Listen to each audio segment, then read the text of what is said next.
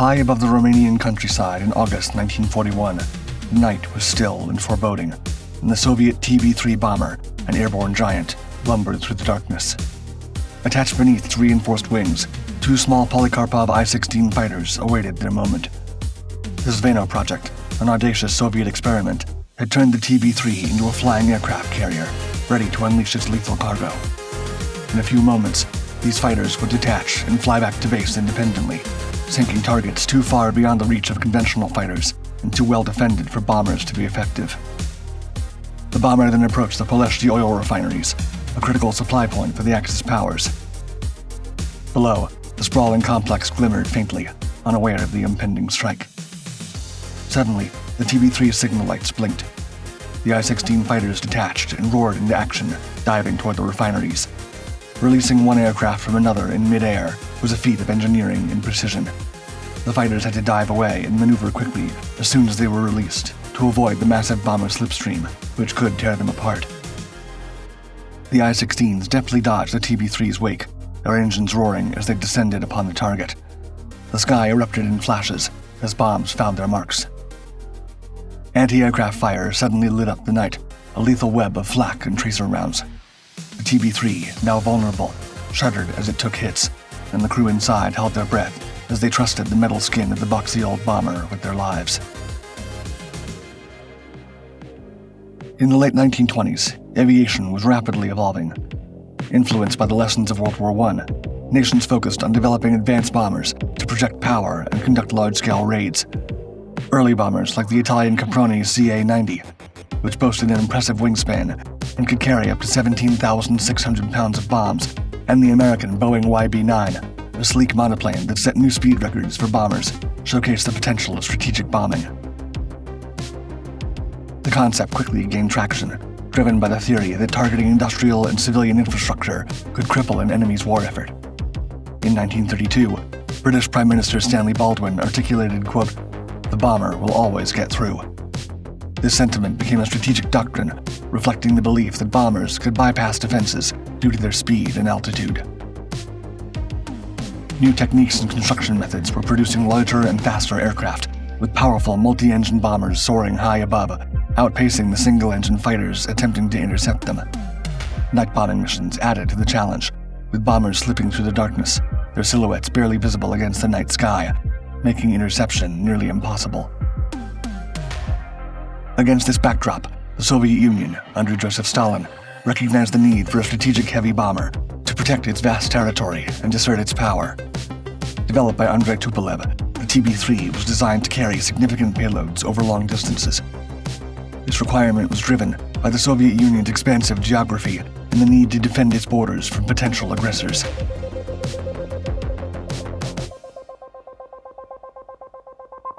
The journey of the Tupolev TB-3 began in 1926, led by engineer Andrei Tupolev at the Central Aerohydrodynamic Institute, or TSAGI. Influenced by the designs of German engineer Hugo Junkers, the TB-3 featured a corrugated duralumin exterior, ensuring exceptional durability. Its robust construction was specifically designed to endure icy temperatures and rough, unprepared airfields of the Soviet landscape. In 1925, the Soviet Air Force requested a heavy bomber from TSAGI, leading to the TB-3's development. With the operational requirement finalized in 1929, Tupolev OKB took the TB-1 as a starting point. The prototype, AN-T6, first took flight on December 22, 1930, with Mikhail Gromov piloting. Equipped with ski landing gear, the test flight faced significant vibration issues, but ultimately succeeded. The Soviet Air Force greenlit mass production on February 20, 1931. The TB-3's construction was ahead of its time. Its frame consisted of V-section beams covered with non-stressed corrugated skin in thicknesses ranging from 0.3 to 0.8 millimeters. These corrugations provided added strength without a substantial weight increase. The cantilever wings, supported by 4 tube-section spars, contributed to the aircraft's sturdy design. Despite its advanced design, the TB-3 had its share of problems. The initial single-wheel landing gear proved insufficient and was replaced by tandem bogies. The aircraft also lacked brakes for the landing gear and had no fuel tank leak or fire protection, although the engines featured internal fire extinguishing systems. One standout feature was its retractable undercarriage, which reduced drag and improved performance. Initially powered by BMW 6 engines, the TB3 transitioned to Soviet-built Mikulin M17 engines for better reliability. Its 40-meter wingspan housed 4 engines, propelling the aircraft to a top speed of 130 miles per hour and a service ceiling of 15,000 feet. With a range of 1,200 miles, the TB3 showcased impressive performance for its era. Its spacious fuselage included an internal bomb bay and 7.62mm DA machine guns for defense. By 1932, the TB3 had entered service with the Soviet Air Force, marking a significant technological achievement for the USSR. After the initial variant, the TB3-4M17 set the standard. The demand for improvements led to the development of the TB3-4M34, featuring more powerful Mikulin AM-34 engines. Enhanced defensive armament improved its ability to fend off enemy fighters. The TB3-4AM-34 FRN introduced supercharged engines, ideal for high-altitude strategic bombing. The TB3 also achieved notable records, such as an 18-hour 30-minute flight endurance record and several payload-to-altitude records under Andrei Yumashev's control. Its versatility, transitioning from a heavy bomber to a transport and specialized mission aircraft, ensured the TB3 remained a vital asset to the Soviet Air Force.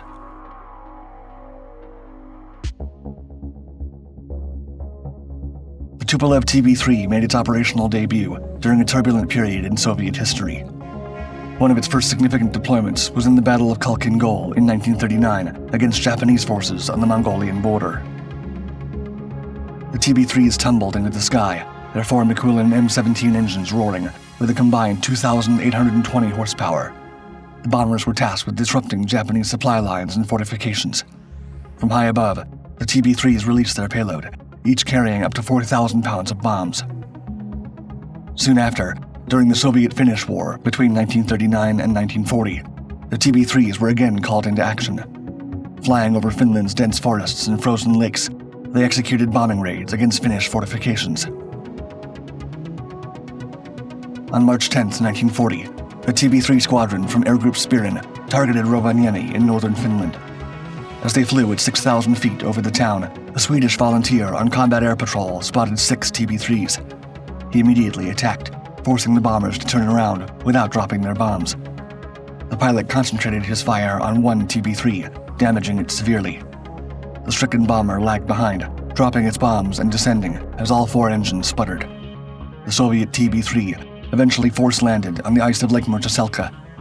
All crew members survived the crash, but faced Finnish ground troops upon landing. 5 crew members perished in the ensuing skirmish, and 3 more were captured. The TB3 also played a critical role in paratrooper operations. Its large fuselage could accommodate up to 35 paratroopers who would jump into enemy territory under the cover of darkness. Colonel Kanon Zaretsky, who had just joined the war at 18, recalled, quote, "I asked for a combat posting. I wanted to participate in the war, but I wasn't anticipating parachute school. It was very dangerous, but also very exciting. Our jump platform was the Tupolev TB3. The TB3 indeed served as an unconventional platform for paratrooper operations. Unlike American paratroopers who jumped out of aircraft, Soviet paratroopers either slid off the wings of the TB3 or even hung on for the entire flight by gripping a cable attached to the upper part of the wing. In 1941, as Germany initiated their invasion of the Soviet Union, the TB3 was already considered outdated compared to newer bombers. Despite this, it played a crucial role in various missions, including transport and nighttime bombing raids. Its durability and versatility ensured that the TB3 remained in active service for longer than anticipated.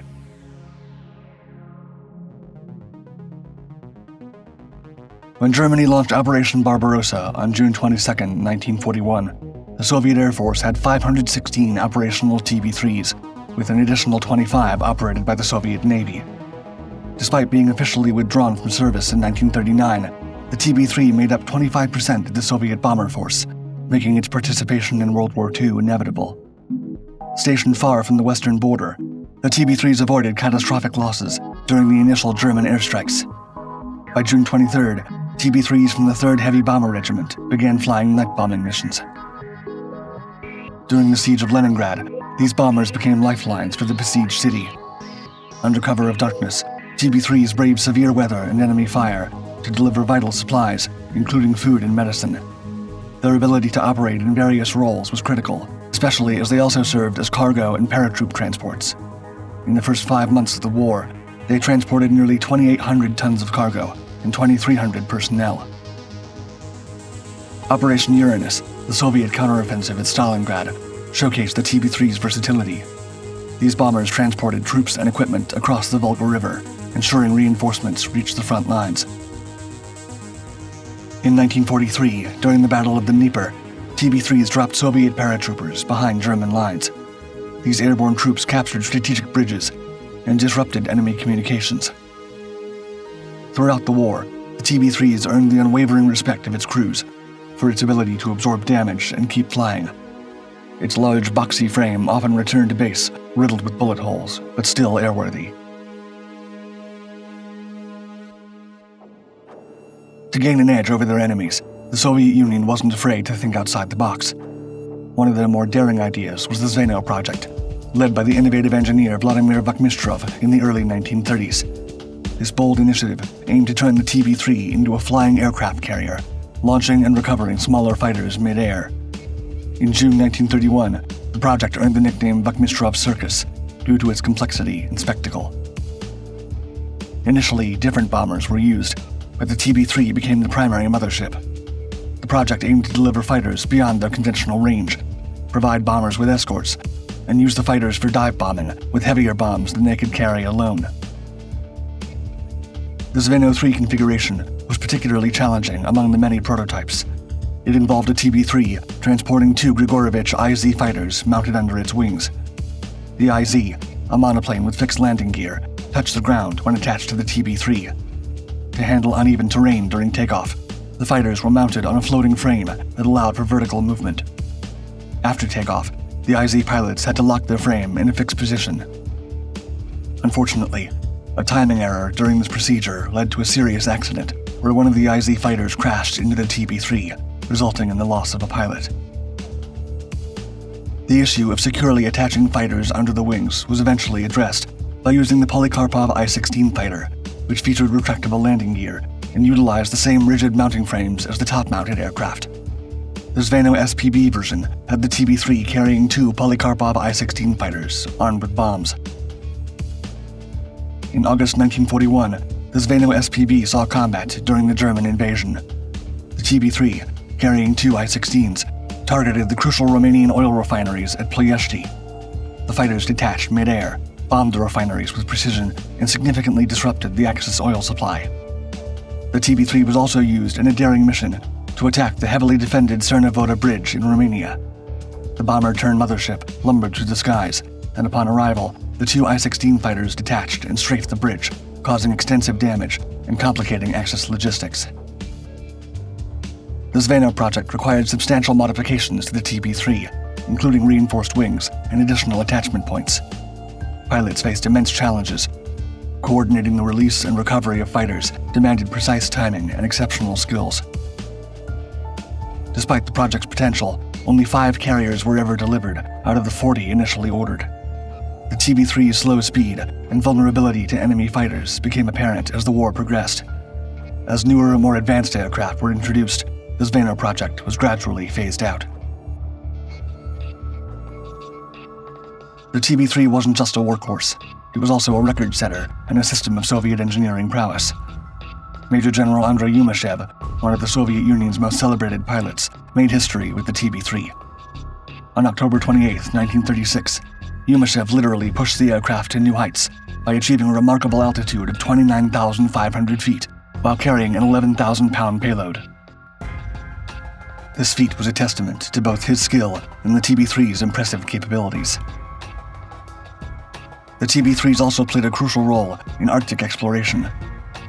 The Avia Arctica variant of the TB-3 was specially modified to withstand the extreme cold and harsh conditions of the polar regions. This rugged aircraft became invaluable for scientific and military expeditions, venturing into some of the most inhospitable places on Earth. These missions were vital not only for scientific research, but also for asserting Soviet presence in the Arctic. Despite its many achievements, the TB-3's time in the spotlight couldn't last forever. By the late 1940s, it was gradually phased out of service.